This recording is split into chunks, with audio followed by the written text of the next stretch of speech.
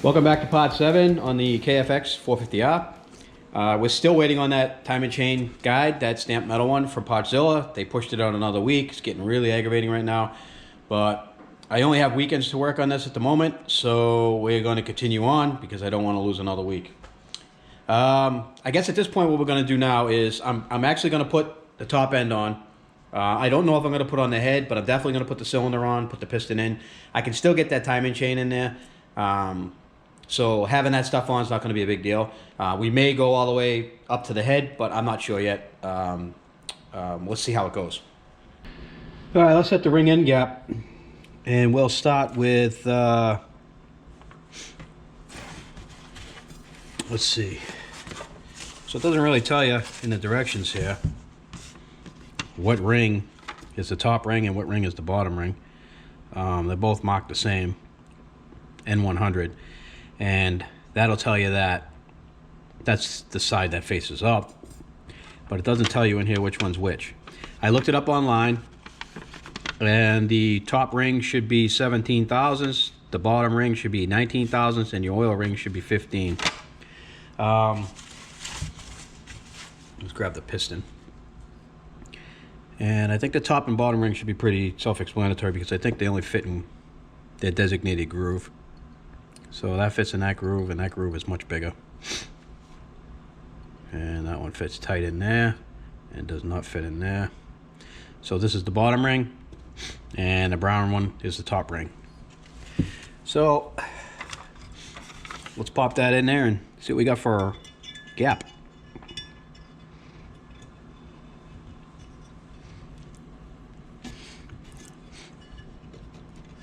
You want to always check your ring gaps anyway, just to be sure.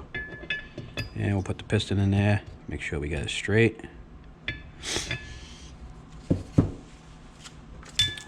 Feeler gauge, and we should be at 17 thou. I don't have a 17, so I'm going to use 16. And the 16 is tight. Oh no, 16 goes in. Let's see if the 18 goes in.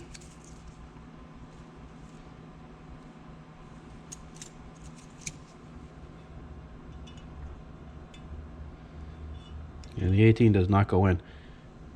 So I'm going to say it's at 17 right now. And we will leave that one alone. We're in good shape. Let's pull that one out. Put this one in. This one should be 19. I don't think I have a 19 shim in my shim pack, but we'll see. So we go 18 to 20. So let's try the 18.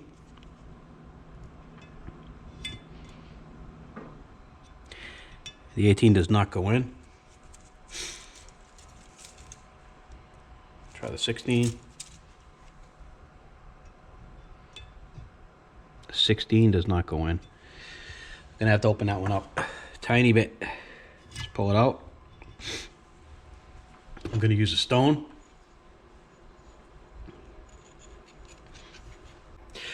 Let's try that.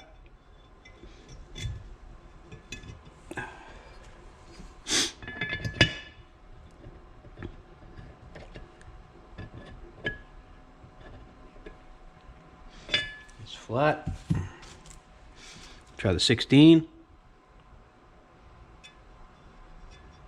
16 goes right in. Let's try the 18. The 18 goes in. And we'll try the 20. And the 20 has drag on it, but it doesn't really want to go in. So this ring's done. Put this one here back in. I think I want to just touch the edge on this one for a couple of seconds, just because it seemed a little bit tight. All right, that should do it. Let's pop it back in. And I mean, you're talking about a thousandth here, and the stone will just take that off in a couple of strokes. It's not much. Probably could have left it the way it was, but I am a perfectionist.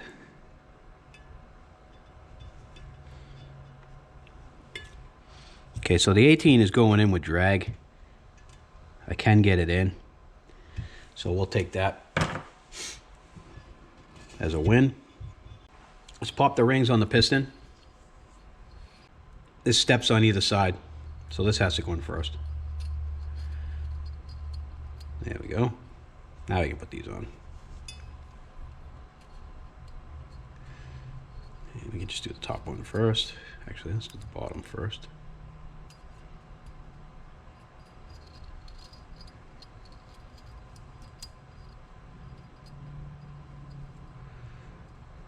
There we go.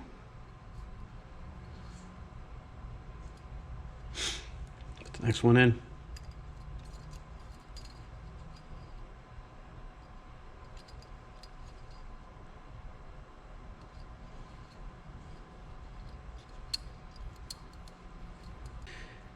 This oil ring right here, we gotta make sure it's... Now if you look down inside there, I don't know if you can see it, but the two rings are touching each other now. Two ends of the ring are touching each other. So that's good, that's done. All right, now we're gonna put the bottom ring on. We'll start that in the groove. And we have the numbers up. The N100 is facing up. It's in. Good to go. Now the top ring, same deal. Start it in the slot. Work my way around. That's it, she's in. So all the rings are in now. I want to rotate these at least 180 degrees apart. I don't want the oil rings together. We just don't want them next to each other because that'll cause the engine to smoke. We don't want to do that, especially after we just rebuilt it. Next I'm going to do is, I like to set one of the pins, one of the wrist pins, retainers, into the opposite side of the piston that I'm working on, so that when it's in the bike, I'm not muscling it, fighting with it, trying to get both of these in there. I only have to get one in. So what we're going to do is I'm going to install one now. Small pair of needle nose work perfectly. So I'm just going to grab it like this. And the arrow points towards the exhaust side. The exhaust valves are smaller than the intake valves. Now let's pop this thing in there.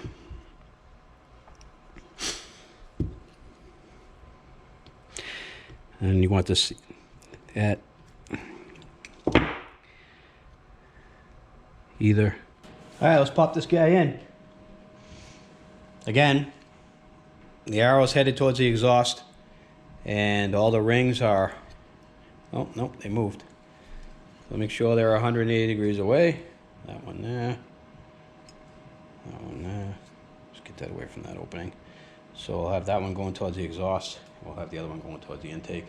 That way we know we're 180 degrees away. All right. Let's pop this wrist pin in. We'll start it on here.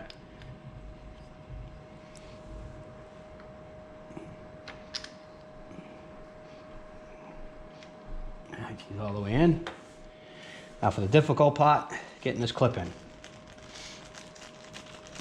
And you don't want to reuse your old clips. You always want to buy new clips. But most new pistons come with a clip. The clip's brand new. Some do, some don't. I'm going to put rags in there just in case I lose the clip.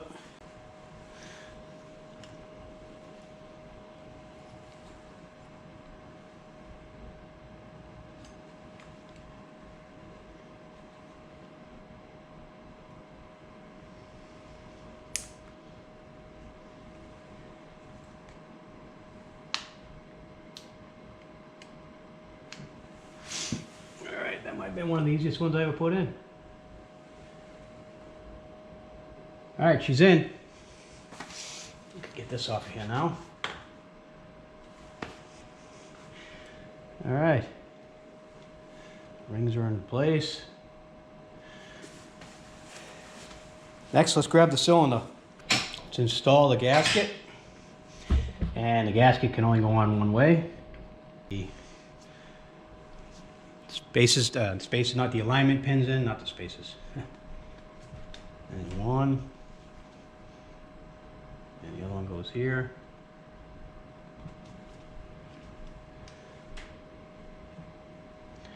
All right, here's the cylinder. You can see the bore, real nice. You can see the hone in it. Nice cross hatching. She looks really good. I'm gonna oil this up a little bit with motor oil. I'm just gonna pour it in there and move it around by hand, just so I make sure that because I did clean this with brake clean and it's really dry. I just want to make sure I get a nice coat of oil all around the bore. That's good. I'm going to put some on the piston as well. I'm going to put it on my hands and I am just going to rub it around the piston. I mean, this is going to make it a little bit harder to put in too, but that's okay. I don't want it in there dry. So I'll put a little bit of oil on that. Let's get that cylinder on.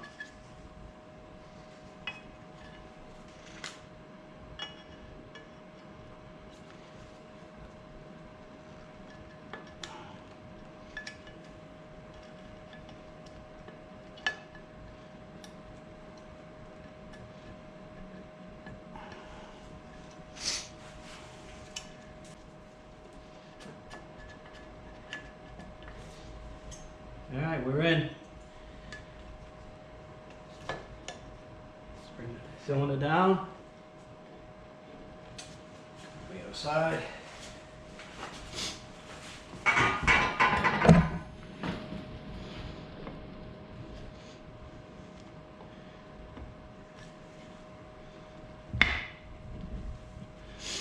All right, we're all the way in.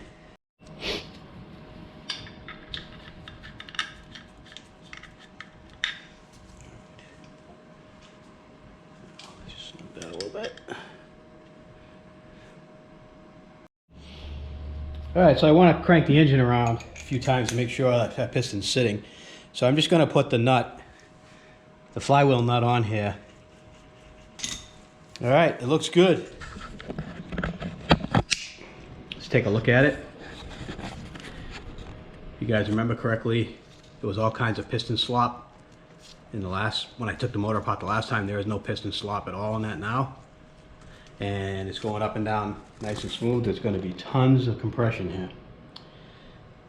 Well, I just have it resting on here right now, but I think what I wanted to see was, if you look down inside there, I wanted to be able to see if I could still get the timing chain guide down in there so I could still bolt it.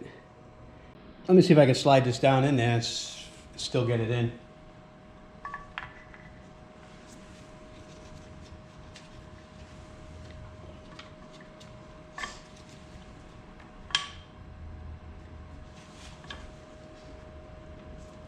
Yeah, I think we can. Knowing that, let's put the head in. All right, we got the head gasket. Let's pop that on. And again, I'm pretty sure this can only go one way. And it only goes one way. So let's pop that on. That's on there now. And we are going to need to put the head in. And that's all nice and smooth.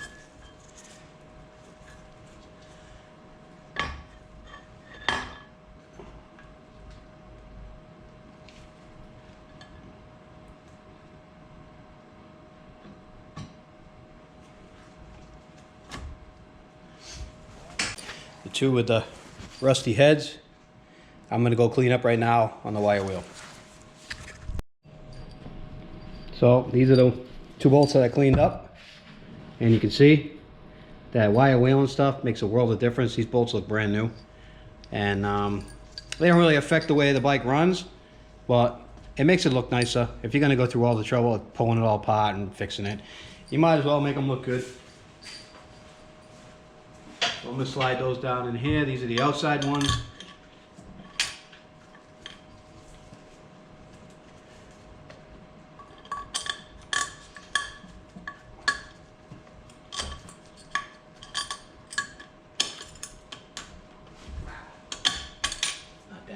I got the two inside ones. These are the ones that are inside the engine, and they're inside the oil all the time, so they look good. Wipe them down in case I missed anything on them. Slide those in.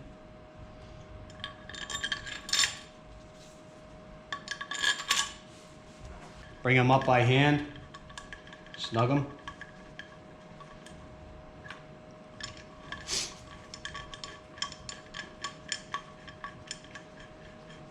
So let's torque them to 15 foot-pounds.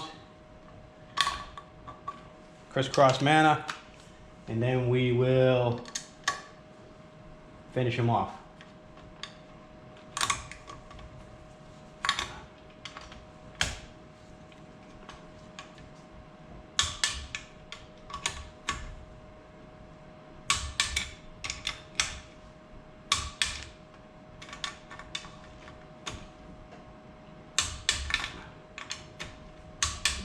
All right, we're at 15. So I looked it up online, and believe it or not, these are 44 foot-pounds, which is a lot. So I am going to increase my torque wrench now to 25 foot-pounds.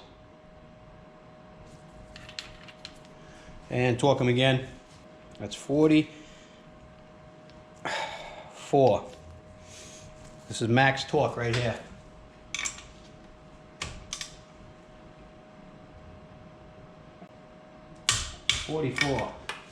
We are fully torqued. Now I'm going to put the two screws in here and torque that one. Clean those up on the wire wheel. They look good.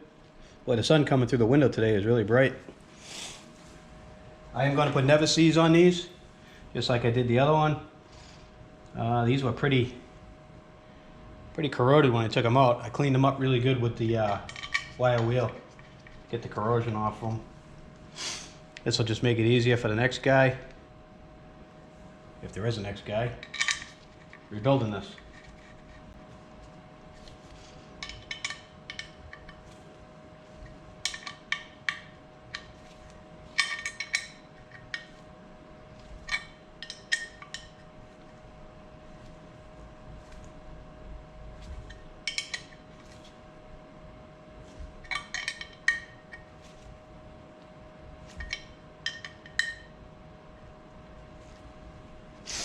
There's torque specs on these, but I go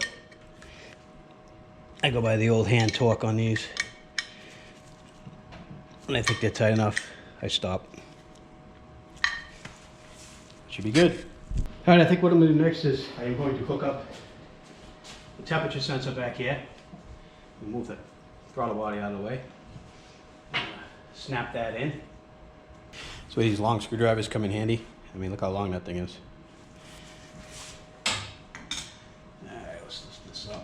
On.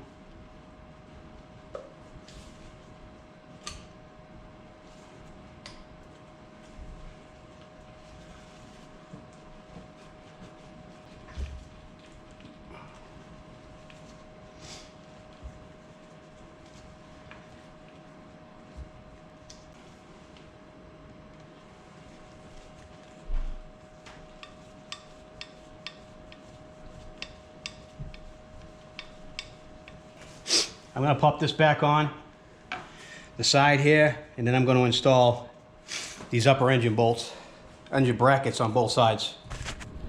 All right, we're going to replace the seal on the radiator hose going to the head.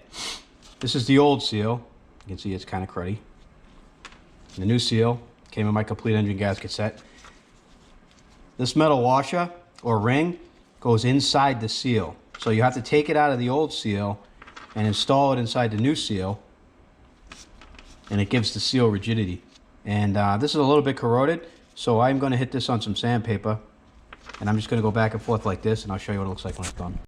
All right, you can see how clean that is now, how nice and shiny it is, and that should give a good seat in the middle of that new seal. I am also going to hit this surface here with my stone, and I'm just going to place the camera off to the side here so you guys can watch that. And it's the same process I use all the time, and I'm just going to go over it like this just to give it a nice seat rear surface to seal.